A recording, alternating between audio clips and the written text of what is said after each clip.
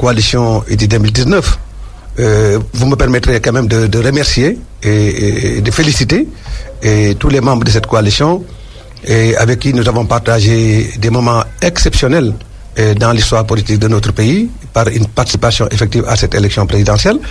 Et je dois aussi féliciter le président Idriss Seck pour la position qu'il a pu occuper durant cette élection. Et je dois dire aussi que nous avons beaucoup appris les uns les autres à travers cette aventure au service exclusif de la défense des intérêts supérieurs de la nation sénégalaise. Et c'est aussi l'occasion pour moi de dire que la coalition Idy 2019 était une coalition présidentielle. Et vous savez que les élections présidentielles sont derrière nous. Donc, bien évidemment, la coalition elle-même, aujourd'hui, s'est mue en un cadre de concertation, puisque nous avons décidé de continuer quand même l'aventure ensemble et de poursuivre notre expérience pour échanger et renforcer le cadre de coopération et de valorisation, de mutualisation de nos dynamiques pour le développement économique et social de notre pays. C'est pourquoi nous continuons, au-delà de Idy 2019, à renforcer et à fortifier le cadre afin de lui permettre de jouer un rôle d'avant-gardiste pour le développement du Sénégal. Tout en gardant la même dénomination? Non, la dénomination, bien évidemment, elle va changer, parce que vous savez bien que Idy 2019 était une coalition, comme je l'ai dit, pour l'élection présidentielle. Maintenant, l'élection est déjà terminée, bien évidemment, il n'y a plus Idy 2019. Mais l'essentiel des composantes d'Idy 2019 envisage de conserver le cadre de concertation que nous avons établi pour servir davantage le Sénégal. Idrissa Seck est-il le leader de cette opposition qui a découlé de la dernière présidentielle, notamment autour des 4 candidats malheureux, les 4 candidats de l'opposition? En est-il le leader, Idrissa Seck? Mais je pense que vous savez que le statut de leader de l'opposition ou de chef de l'opposition est un statut à débattre certainement dans les termes de référence du dialogue politique tel qu'il a été institué. Mais ce qui demeure constant, aujourd'hui, au regard du régime quasi-présidentialiste que nous avons, et bien évidemment, le leader de l'opposition doit naturellement être l'émanation de cette élection présidentielle et la personnalité politique qui arrive second par rapport à cette élection devrait normalement occuper le statut de chef de l'opposition. Mais pour nous, ce débat n'est pas encore à l'heure, d'autant plus que ce qui est important, c'est d'abord de féliciter le président Idriss Seck pour cette position, mais également, surtout, de considérer que le plus important, c'est de réaliser les conditions d'un ajournement de la classe politique, à même de permettre au Sénégal d'avoir une démocratie à la hauteur de nos ambitions. Des empoignades en vue dans les rangs de l'opposition. Votre opinion, c'est que le deuxième arrivé à la présidentielle doit être le chef de l'opposition. Le PDS pourrait dire non, nous qui incarnons le leadership de l'opposition à l'Assemblée nationale devons être considérés comme patrons de l'opposition. Vous savez, moi, de mon point de vue, bien évidemment, le PDS peut valablement revendiquer ses statuts, d'autant plus que le débat n'est même pas encore engagé. Et c'est la raison pour laquelle l'opposition parlementaire, avec à sa tête le Parti démocratique sénégalais, peut bien évidemment revendiquer ses statuts dès lors que, pour l'heure, le statut n'a pas été définitivement établi. C'est la raison pour laquelle ce débat est un débat à mettre dans la besace de futurs échanges que nous aurons, de futures concertations que nous aurons certainement au niveau de la classe politique. Mais ce qui demeure important, au regard même des modifications de la Constitution, surtout cette dernière qui a supprimé encore le poste de Premier ministre, tout cela indique le caractère hyper-présidentiel de notre régime. Vous savez que le régime politique sénégalais a été autrefois qualifié de régime hybride, ensuite de régime semi-présidentiel.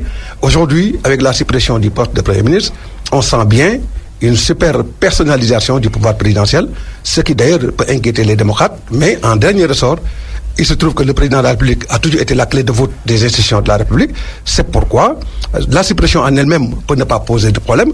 Nous, au sein de l'opposition et principalement au sein du grand parti, nos députés ont voté contre la suppression du poste de Premier ministre parce que simplement, nous avons pensé qu'après le référendum, après les élections, avec tout ce qu'on sait et ses résultats, il paraissait tout à fait utile et normal d'amorcer une concertation autour de la suppression du poste. Il ne l'a pas fait, Macky Sall. Et cela n'a pas été fait, et c'est la raison pour laquelle, sans entrer dans le fond, sur la forme, et nous avons voulu montrer notre opposition à ce projet de suppression du poste de Premier ministre, même si, dans le caractère présidentialiste du régime que nous avons, il est clair que le président de la République étant la clé de voûte des institutions, peut bien évidemment se passer du poste de Premier ministre, comme ce fut le cas dans l'histoire. Vous êtes un ancien membre du gouvernement. Pour vous, l'efficacité recherchée, elle se justifie. Hein? Non, pour moi, tout dépend du président de la République, parce que c'est lui, en fait, la clé de voûte des institutions. Et nous sommes dans un régime quasi-présidentiel, hyper-présidentiel même. Et comme je l'ai dit tantôt, avec une hyper-personnalisation de la fonction présidentielle.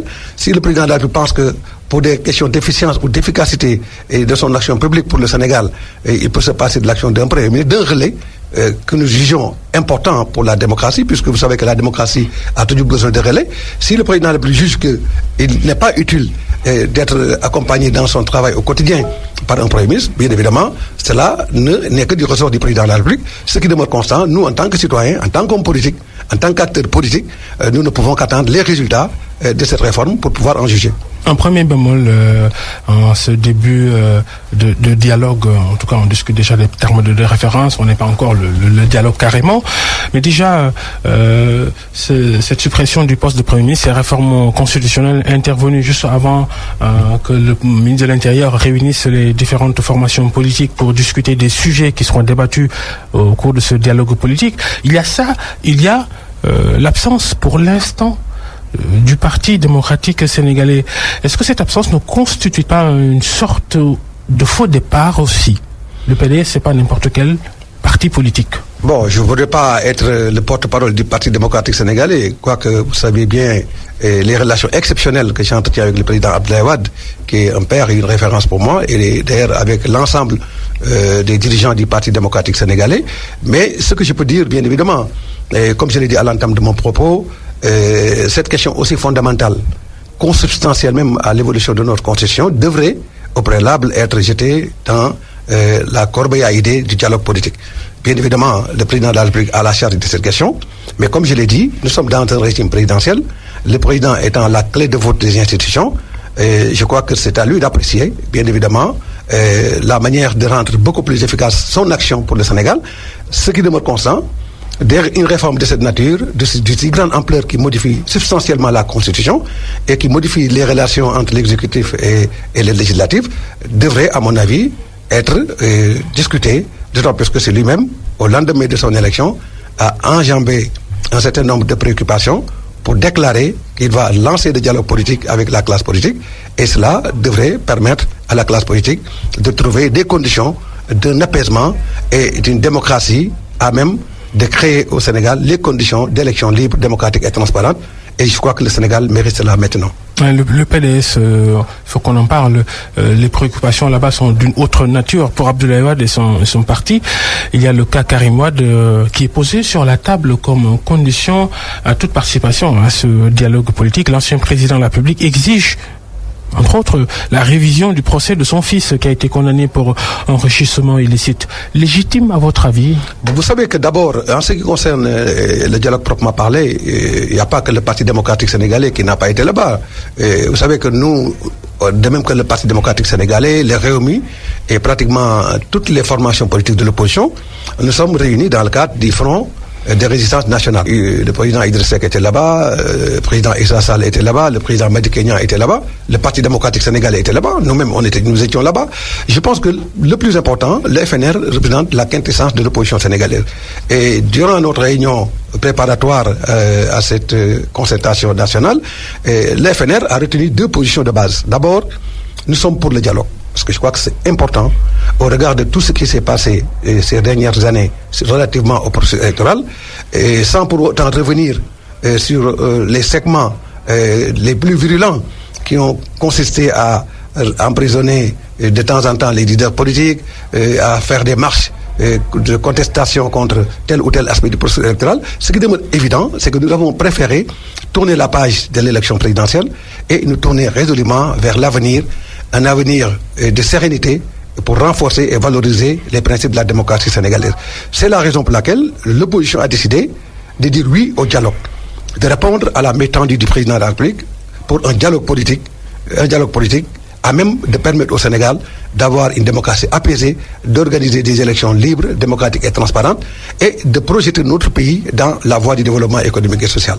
C'est pourquoi l'opposition avait retenu le principe d'envoyer une délégation conduite par Matar Souma, qui est le coordonnateur du FNR, pour dire au ministre de l'Intérieur notre volonté de partager le dialogue avec le pouvoir.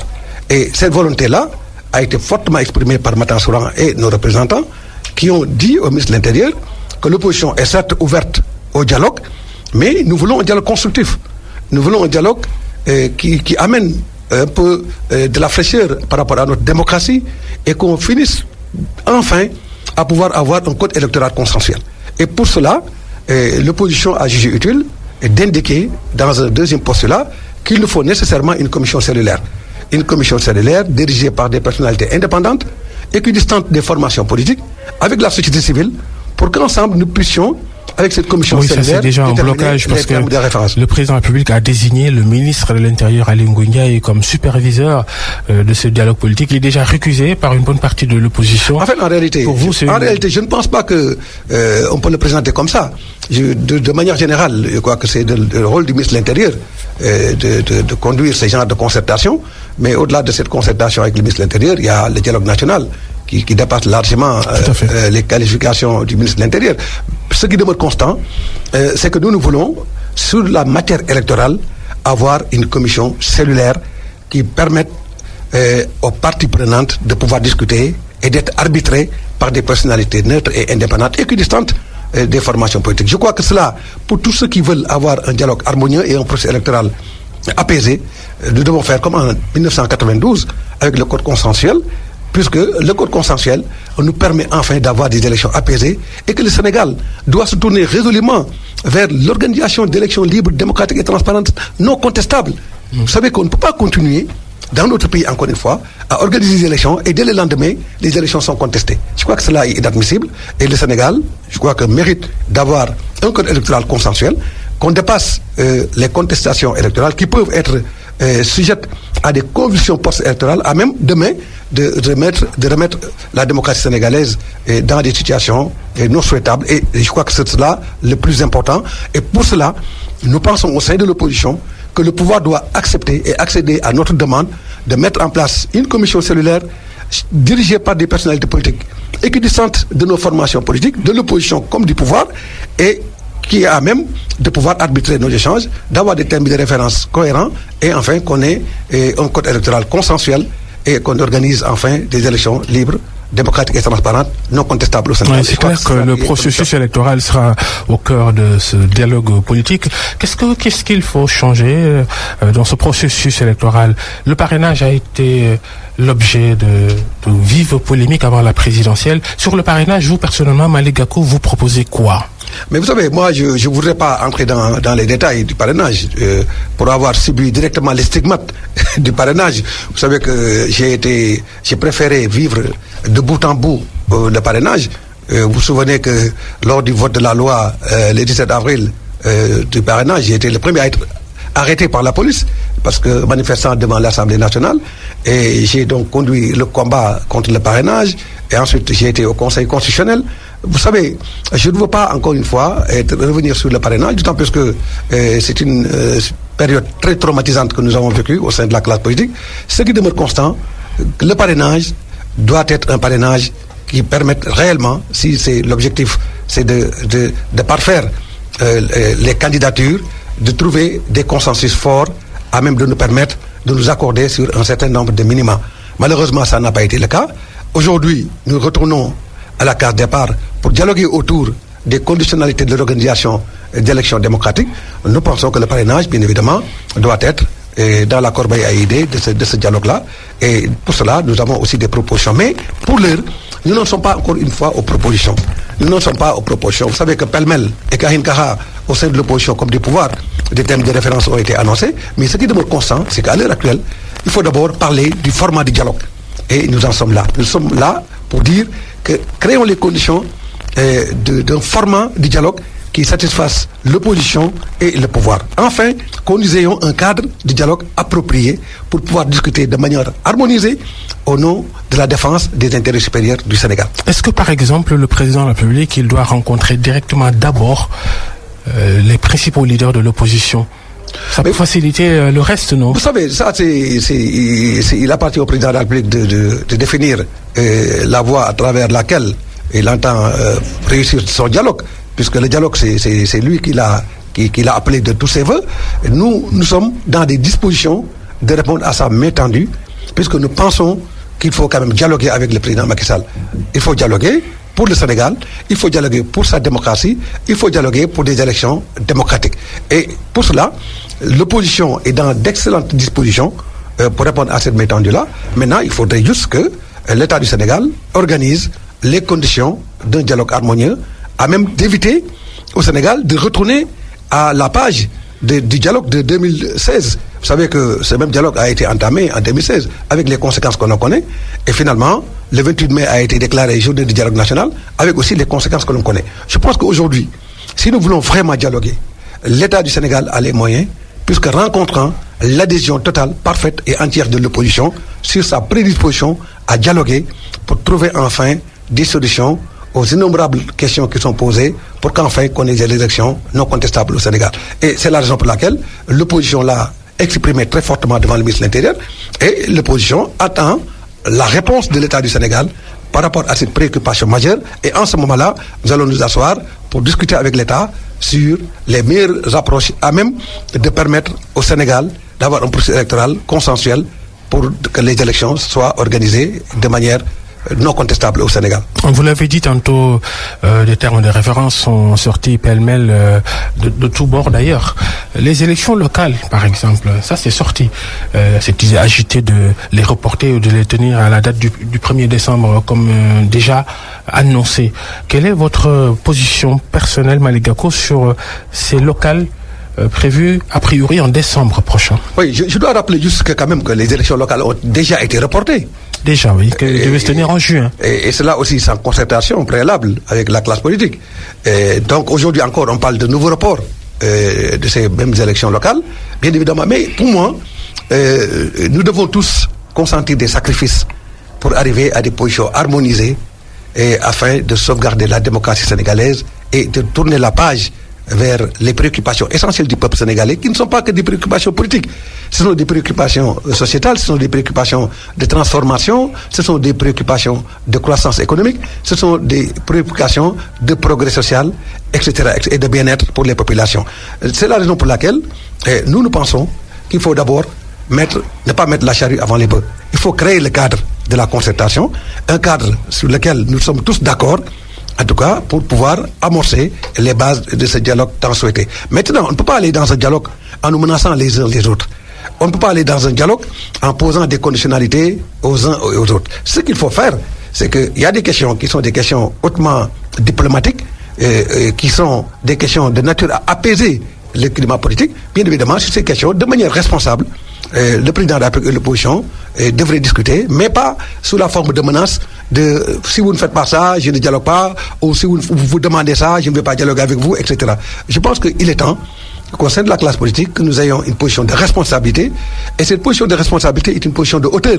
Et mon action politique pour mon pays s'inscrit dans cette logique-là, et je ferai tout, et je ne ménagerai aucun effort pour créer des conditions d'un cadre harmonisé afin de permettre au dialogue d'aboutir au grand bénéfice des intérêts du Sénégal. Vous avez déjà été à la tête de beaucoup d'initiatives dans les rangs de l'opposition depuis au moins 4 ans.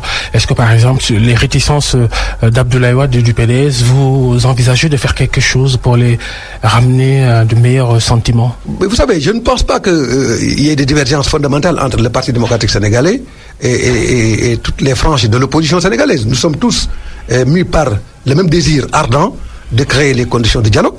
Et je l'ai dit tantôt, tous les partis membres du Front et de Résistance nationale sont d'accord pour le dialogue, mais bien évidemment, il y a des préalables. Et le premier préalable du dialogue, avant d'entrer au fond des termes de référence, c'est d'abord de créer un cadre de confiance mutuelle, harmonisé, pour qu'on puisse avoir le socle de ce dialogue-là. Et c'est la raison pour laquelle tout le monde est d'accord au sein de l'opposition, que ce soit le grand parti, le Parti démocratique sénégal, les Réunis et toutes les formations politiques de l'opposition, nous sommes tous d'accord que oui, il faut dialoguer, mais créons d'abord le cadre du dialogue. Et ensuite, derrière, il y a aussi des préalables qui sont proposés par les uns et les autres, que ce soit du côté du pouvoir comme du côté de l'opposition. Mais je dis encore une fois, ce n'est pas en nous menaçant mutuellement ou en jouant à se faire peur qu'on arrive à créer les conditions du dialogue. Ma posture à moi, ma position en tant que coordonnateur d'une grande frange de l'opposition, de manière générale depuis ces dernières années, c'est de faire en sorte quand même qu'on crée les conditions, non pas de menaces mutuelles, mais d'une synergie et de nos postulats à même de nous permettre, en toute responsabilité, de se mettre dans les hauteurs et de sauvegarder la démocratie sénégalaise pour qu'enfin le dialogue puisse produire les résultats et les effets escomptés. On parlait des locales. Vous avez dirigé le conseil régional de Dakar entre 2009 et 2012. À la faveur de l'acte 3 de la décentralisation, les conseils régionaux ont été supprimés pour laisser la place aux conseils départementaux. Est-ce que cela a changé quelque chose dans la vie des collectivités territoriales? D'ailleurs, Dakar, Pikine et Guédiawaye n'ont pas de conseil départemental. Est-ce que la suppression du conseil régional en faveur du conseil départemental a vraiment révolutionné le développement des collectivités territoriales? Bon, je ne le pense pas. Je ne le pense pas, d'autant plus que d'ailleurs, au moment de sa réforme, j'avais déjà démissionné de mon poste de président du conseil régional parce que j'étais ministre dans le premier gouvernement de l'alternance du président Macky Sall. Alors donc j'ai dû démissionner de mon poste de président du conseil régional pour incompatibilité de fonction, parce qu'il fallait rester soit président du conseil régional ou entrer dans le gouvernement. J'avais choisi, et mon parti d'alors a choisi de me mettre dans le gouvernement. Maintenant, vous savez que le conseil régional est un instrument de développement extrêmement important, puisqu'il renforce la cohérence de la politique des collectivités locales dans les territoires de la région. Surtout en matière d'aménagement du territoire. Vous savez qu'on ne peut pas développer une région, une entité territoriale sans créer les conditions d'un aménagement du territoire à même de sous-tendre et de créer les conditions d'un développement harmonieux et intégré entre les collectivités locales. C'est la raison pour laquelle, cette mission étant terminée, il sera difficile, bien évidemment, de créer une mutualisation des ambitions des collectivités locales dans un cadre harmonisé. Et ce conseil régional étant disparu, bien évidemment, cela se fait au niveau des départements. Mais entre les départements, qu'est-ce qui va se faire? Donc, c'est la raison pour laquelle, partout, les développements intégrés passent par l'émergence de régions très fortes, des régions qui mutualisent les ambitions des collectivités territoriales, à même de les harmoniser pour conduire en osmose avec la politique nationale, une politique régionale à même de supporter les bases du développement économique-social au niveau des entités de la région. Maintenant, cela n'étant pas, la réforme a enlevé la région de sa substance, et je pense aussi que nécessairement, le Sénégal, en parlant de pôle de développement, doit revenir dans des pôles de développement intégrés, et le pôle de développement intégré le plus approprié, c'est le cadre régional, et c'est la raison pour laquelle je milite fortement pour que demain, dans la réalisation d'une politique de décentralisation, à même de supporter les bases du développement économique et social de notre pays, qu'on revienne bien évidemment sur la quintessence et la substance même de la région en tant que pôle de développement économique. Ce choix contesté par vos militants, par votre fief de Guédiawaye, parce qu'à l'issue des élections locales de 2009, vous aviez deux possibilités: être président du conseil régional de Dakar ou maire de Guédiawaye. Beaucoup d'habitants de Guédiawaye vous en veulent, et toujours d'ailleurs. Ben, vous savez, d'ailleurs, j'ai entendu quelqu'un dire l'autre jour dans une de vos émissions que Malick Gakou n'a jamais rien gagné à Guédiawaye. Mais bon, vous savez, qui d'autre que moi a gagné à Guédiawaye? Moi, j'ai tout gagné à Guédiawaye. D'abord, pour gagner à Guédiawaye, il faut servir Guédiawaye. Moi, j'ai toujours servi Guédiawaye. Je pense qu'aujourd'hui, si on parle de Guédiawaye, on ne peut pas ne pas parler de Malick Gakou. Pourquoi? Parce que je suis un enfant de Guédiawaye qui a servi sa ville. Et pourquoi les populations de Guédiawaye veulent que je dirige Guédiawaye? C'est parce que ces populations savent que je suis à côté d'elles et que j'essaie au mieux de mes possibilités d'être à côté d'elles pour la satisfaction des desiderata de leur croissance, tant au niveau personnel qu'au niveau familial, qu'au niveau de la ville. Alors c'est la raison pour laquelle, en 2009, moi j'ai fait que 2 élections locales à Guédiawaye, je les ai gagnées, toutes. J'ai gagné les élections locales à Guédiawaye en 2009, et j'ai gagné aussi l'élection de la région de Dakar, les élections régionales. Et j'ai choisi, bien évidemment, de diriger la région à la place de la mairie de Guédiawaye. Bien évidemment, ce choix, je peux l'accepter aujourd'hui, était une grosse erreur de ma part. Parce que quand même, aujourd'hui, tout ce qui s'est passé à Guédiawaye par la suite, et certainement nous y reviendrons, indique à suffisance que je ne devais pas choisir de diriger la région en laissant la ville de Guédiawaye. Je pense que nos politiques doivent être collés à sa base, et je pense que c'est une erreur d'avoir choisi de laisser la mairie de Guédiawaye librement et de choisir de diriger la région de Dakar. Mais en fait, en ce moment historique de notre pays, de l'évolution de notre pays, ce choix-là s'est justifié aussi par le fait que j'avais l'ambition et au-delà de ma propre personne, de faire en sorte qu'un enfant de la banlieue dirige la région de Dakar. Parce que vous savez que la région de Dakar a toujours été dirigée par des hommes et des personnalités, soit de Rufisque ou bien de Dakar, et nous sommes des banlieusards. Et j'ai toujours rêvé qu'un enfant de la banlieue puisse trôner à la tête de la région de Dakar. Et c'est la raison pour laquelle c'est ce choix sentimental qui a beaucoup plus guidé mon choix de diriger la région de Dakar qu'un choix politique lié à mon évolution personnelle. Aujourd'hui, les populations m'en voulaient déjà par rapport à ce choix, parce que beaucoup de jeunes étaient désemparés et se sont sentis même désabusés du fait que je n'ai pas dirigé la ville comme ils l'auraient souhaité, mais j'avais aussi une ambition très forte de gérer la région au service de Guédiawaye, mais également de toutes les collectivités locales de la région de Dakar.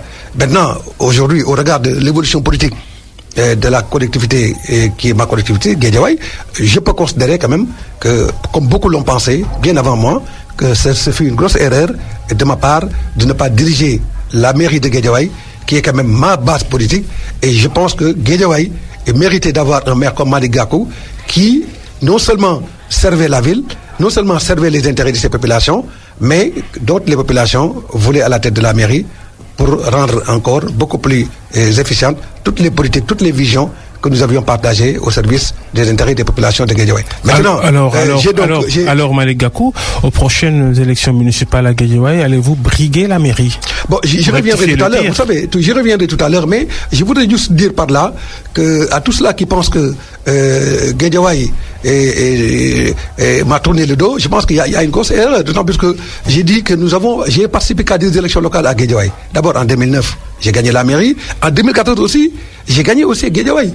Parce qu'en 2014, il ne faut pas qu'on oublie, en 2009, j'étais le leader de la coalition Benno Siggil Sénégal, nous avions gagné la mairie. En 2014 aussi, j'étais le leader de la coalition Benno Bokk Yakaar qui a gagné la mairie de Guédiawaye. Ben donc, j'ai jamais perdu d'élection locale à Guédiawaye, et je pense que rien ne peut se faire à Guédiawaye en matière locale sans pour autant, bien évidemment, que les populations se réfèrent à ma position, parce que les populations savent parfaitement que je suis en osmose totale et parfaite avec ces populations-là pour la défense de leurs intérêts, mais surtout pour la cause de Guédiawaye. Sur les dernières législatives et sur la présidentielle de février passé, on voit nettement que peut-être que vous avez perdu du terrain à Guédiawaye quand même, Malick Gakou. Mais vous savez, non, en fait, en réalité, ce qu'il faut dire, parce que moi, nous parlions des élections locales, mais ce qu'il faut retenir, c'est que chaque fois que je suis devant un combat à Guédiawaye, je gagne. Et largement, parce que les populations savent que je suis un enfant de Guédiawaye, à même de satisfaire à tous les désirata de leur développement. Maintenant, vous savez qu'on a vécu des élections. L'élection présidentielle, comme Idriss Seck a gagné à Thiès, et comme d'autres ont gagné dans leur terroir, je suis persuadé que si j'étais candidat à l'élection présidentielle, j'allais gagner aussi Guédiawaye. Ça, je ne peux pas avoir l'ombre d'un doute là-dessus. Pour les élections législatives, on connaît les conditions dans lesquelles ces élections ont été organisées. Je ne veux pas y revenir, puisque j'ai dit tantôt que nous tournons la page de ces élections contestables que nous avons vécues au Sénégal, et que nous jetons notre regard vers l'organisation d'élections non contestables au Sénégal. Et je suis persuadé que, en tant que leader politique, je ne suis pas gêné de perdre des élections, comme je ne suis pas gêné de les gagner aussi. Donc, vous savez qu'il n'y a pas un leader politique au Sénégal qui gagne tout le temps des élections dans son terroir. Tout le monde perd des élections. On perd des élections, on les gagne, mais ce qui demeure constant, je n'ai jamais perdu d'élection locale à Guédiawaye. En 2009, j'ai gagné les élections. En 2014 aussi, j'ai gagné les élections. Maintenant, je n'étais pas candidat à la mairie, et bien évidemment, d'autres... Je repose la question, Malick Gakou.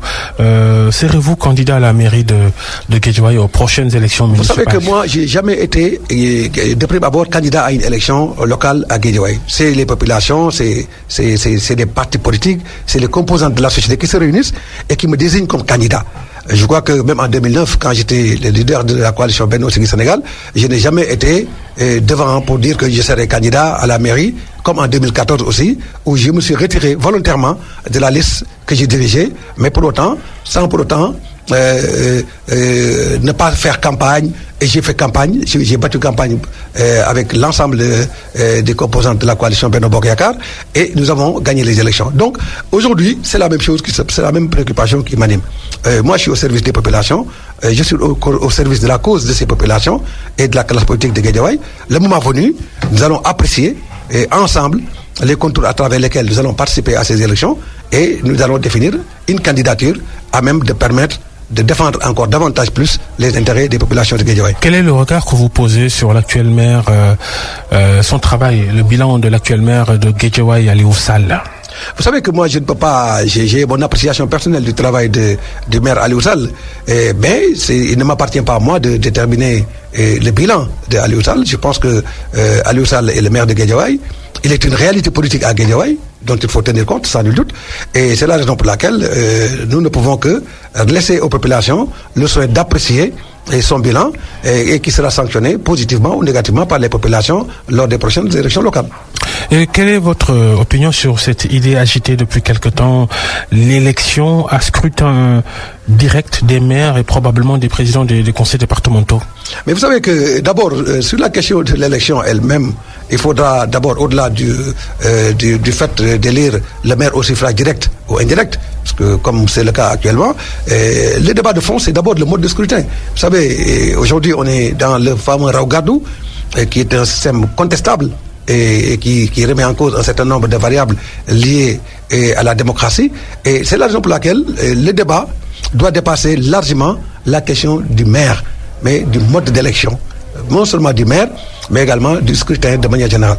Et c'est la raison pour laquelle, sur ces questions-là, mon parti a des propositions concrètes et nous allons naturellement les formuler lors de ce dialogue national en vue, si les conditions de ce dialogue sont bien évidemment réunies pour nous permettre de pouvoir indiquer la position que nous avons par rapport à cette question. Ce qui demeure constant sur le dialogue politique et sur les élections locales, à l'heure actuelle, la classe politique n'a pas pu s'entendre pour avoir une position harmonisée, mais dans une république et dans une démocratie digne de ce nom, bien évidemment, nous devons tout faire et ne ménager aucun effort afin que les élections se tiennent à date échue. Aujourd'hui, je considère encore une fois que la date des élections, c'est le 1er décembre 2019, tel qu'il a été indiqué, et sans accord de part et d'autre, je ne vois pas dans quelles conditions on peut créer encore une fois les conditions pour changer encore la date de ces élections-là. Ce qui demeure constant, nous sommes prêts à aller à ces élections-là pour défendre la collectivité locale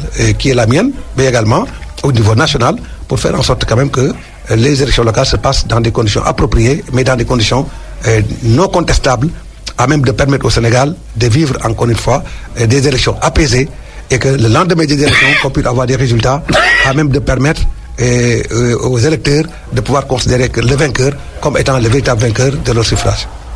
Et là, Malick Gakou, notre invité devant le grand jury d'RFM. Nous avons reçu dans une émission sur RFM le député Malick Gueye, qui est le responsable des jeunes de votre parti, le grand parti. Il estime, entre autres, qu'il dit 2019, ça n'a plus de sens. Vous avez déjà répondu à cette question. Pour vous, ça s'est mis en cadre de concertation de l'opposition. On a compris.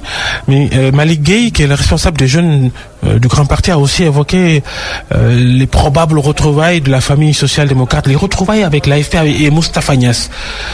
Malick Gakou, est-ce que c'est un sujet que vous évoquez avec vos militants?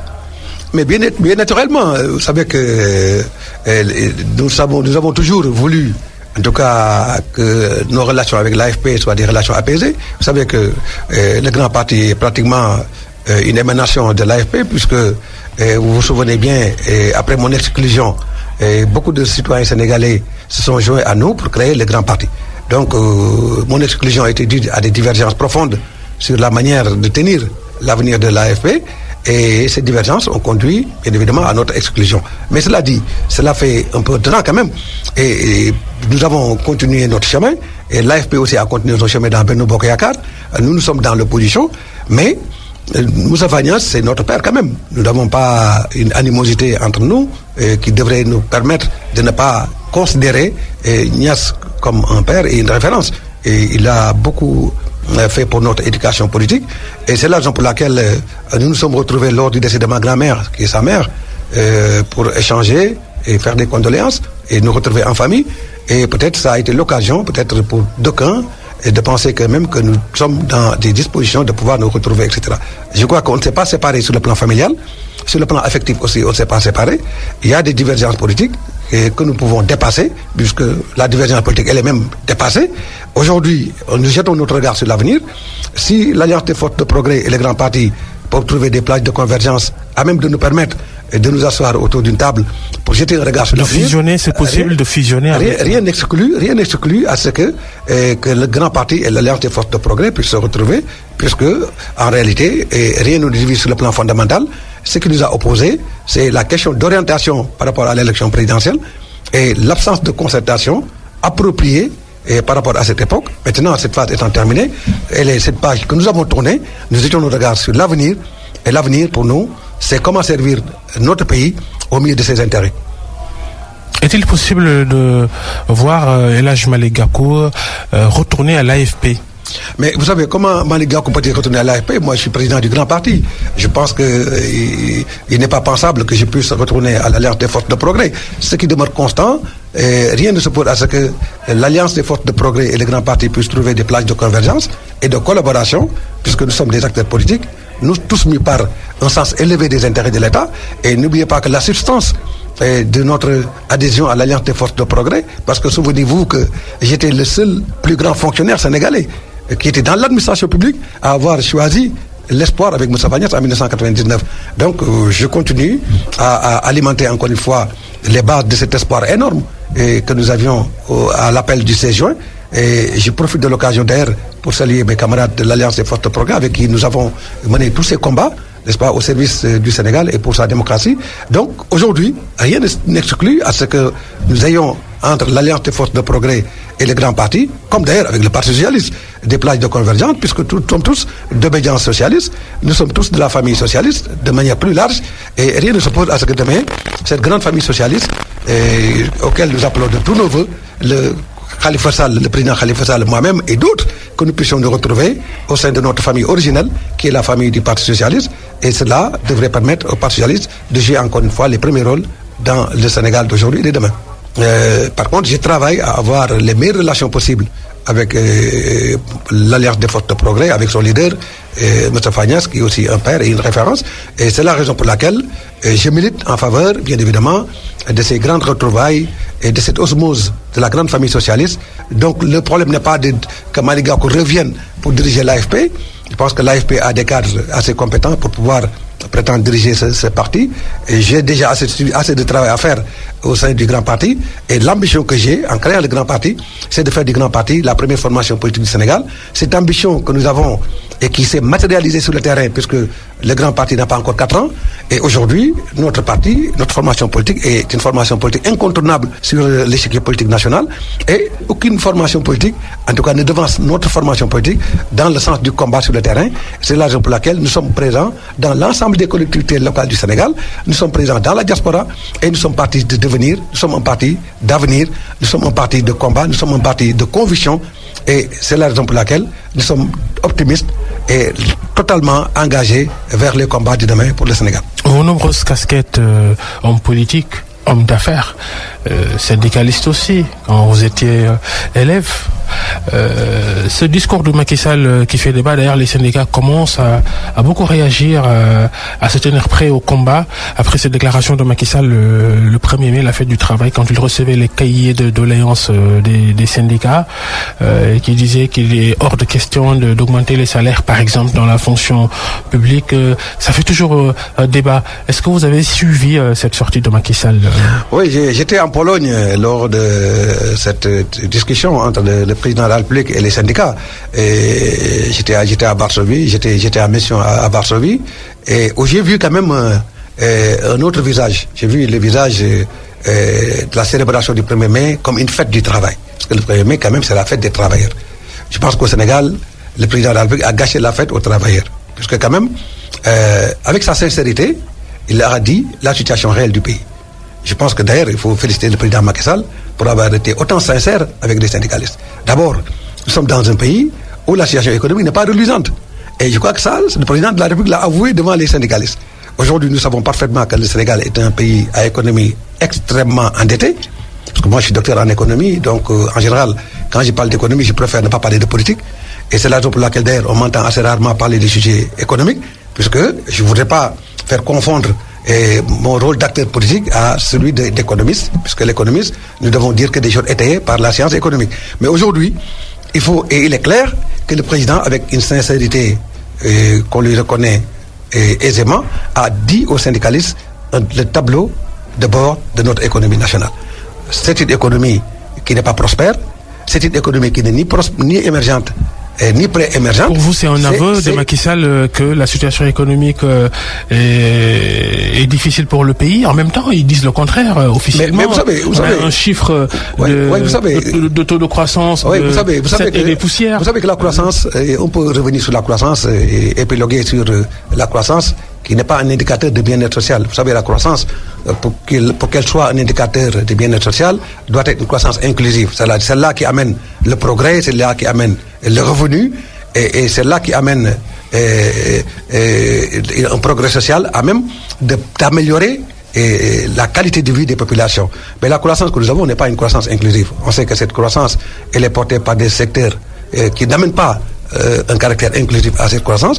Et aujourd'hui, en disant que aux syndicalistes, bien évidemment, que la situation n'est pas des meilleures pour permettre d'augmenter des salaires et de vous donner peut-être un avenir à même de satisfaire à vos desiderata de combat pour le renforcement de votre qualité de vie, le président a fait un aveu de taille. Et c'est la raison pour laquelle il est clair et manifeste maintenant que le Sénégal ne vit pas une situation économique à la même dimension qu'on l'annonce assez souvent sur la croissance et sur les agrégats macroéconomiques, etc. Aujourd'hui, il est clair et c'est établi par les termes de référence des discussions entre l'État du Sénégal et les bailleurs de fonds, particulièrement les institutions de Bretton Woods, donc le FMI, qu'il est clair que presque 50% des revenus de l'État hors don servent à payer les dettes. Donc c'est le service de la dette. Donc c'est quand même incommensurable. Et un pays quand même qui donne presque 50% de ses revenus hors don pour le service de sa dette, ça veut dire que le Sénégal est un pays vraiment endetté. Et aujourd'hui, on sait qu'aujourd'hui nous avons dépassé et frôlé les 65 à 66% du ratio PIB-dette par rapport à notre niveau d'endettement. Donc cela est un grand problème pour le Sénégal. Pour le gouvernement, on est toujours dans les... Aujourd'hui, il est clair maintenant... La moyenne il est clair, tolérable. Non, oui, parce que, oui, vous savez, la moyenne tolérable l'est toujours. Mais cela ne fait pas de nous, en tout cas, un pays non endetté. Et ensuite, le Sénégal est un pays donc extrêmement endetté, avec ce ratio dette PIB de 65-66%, avec près de 50% des revenus, encore une fois, hors don, qui servent à payer des dettes, donc le service de la dette, cela pose problème. Ça veut dire que donc le gouvernement n'a pas de marge de manœuvre. Et c'est ce que le président de la République a voulu dire aux syndicats. Alors, le Sénégal ne peut pas se développer sans pour autant développer des secteurs qui potentiellement peuvent créer les conditions d'une croissance inclusive. Et je l'ai dit et je l'ai répété, d'ailleurs c'est pourquoi dans le programme alternatif Soxali Sénégal, nous avons pris l'agriculture comme le principal indicateur de ce développement auquel nous aspirons. On ne peut pas développer un pays sans pour autant développer le principal secteur qui occupe près de 70% de la population. Je crois que cela est inadmissible et cela est impossible aussi. Et ensuite, notre économie et cette croissance, qui est une croissance extravertie, n'est pas à même de créer les conditions du bien-être social des populations. C'est-à-dire, aujourd'hui, si nous prenons le Sénégal... Malgré quand même une balance commerciale qui s'améliore, les chiffres qui sont sortis cette semaine, les chiffres publiés par l'Agence nationale de la statistique et de la démographie, qui dit que le déficit commercial du Sénégal s'est amélioré à la fin du mois de mars dernier, avec un solde négatif qui passe de 179 milliards à 106 milliards. C'est pas rien. Vous savez que la balance commerciale... c'est un des indicateurs. Elle change, la balance commerciale elle change. De toute façon, ça c'est un indicateur trimestriel, certainement, mais c'est un indicateur qui va changer certainement de mois en mois, etc., etc. Mais le plus important, ce n'est pas de dire que la balance commerciale a évolué, etc., ça a évolué. Non. Au Sénégal, ce qui est plus grave encore, c'est que nous avons une économie extravertie et qui s'expatrie davantage. Parce que vous savez que, même si c'est une balance commerciale, vous savez qu'aujourd'hui au Sénégal, 98% des entreprises exportatrices sont des entreprises étrangères. Vous savez qu'au Sénégal, aujourd'hui, nous avons assez d'entreprises étrangères. J'ai entendu l'autre jour le président de la Chambre de commerce, la Chambre des investisseurs européens du Sénégal, dire que rien qu'au niveau de la CIS, il gère 2500 milliards de francs CFA, donc pratiquement 20% du PIB. Ajoutez-y ce que font les Américains, acheter ce que font les Turcs, acheter ce que font les Marocains. Donc, pratiquement, notre économie est une économie non seulement extravertie, mais expatriée. Alors, cette mainmise un peu de l'étranger sur notre économie et du capital, des investissements directs étrangers sur notre économie pose problème. Non pas parce que nous ne voulons pas des étrangers, mais je rappelle qu'aucun pays dans le monde ne s'est développé sans le capital national, aucun pays ne s'est développé sans pour autant que les citoyens ne puissent créer les conditions de leur développement endogène. C'est que l'économie ne ment pas. L'économie dit la vérité, et la vérité de l'économie se mesure à l'aune de la qualité de vie des populations. Encore une fois, je crois que je reviendrai très largement sur les postulats économiques du Sénégal, la situation économique du Sénégal, mais ce qui demeure évident et constant,